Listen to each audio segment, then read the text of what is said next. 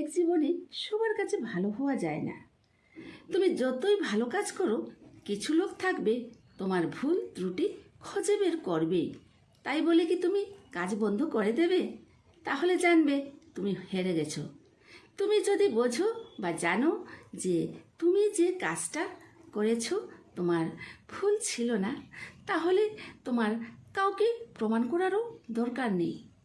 তুমি যত মানুষকে গুরুত্ব দেবে, তত তুমি তাদের কাছে গুরুত্বহীন হয়ে যাবে।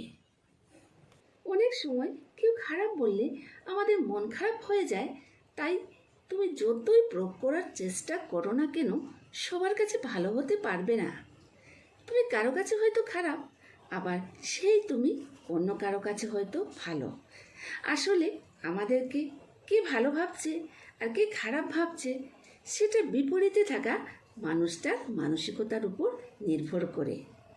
যাদের তোমার প্রতি পজিটিভ ভাবনা আছে তাদেরকে নিয়ে বাঁচো, আর যাদের তোমায় নিয়ে নেগেটিভ ভাবনা চিন্তা রয়েছে তাদেরকে ইগনোর করো।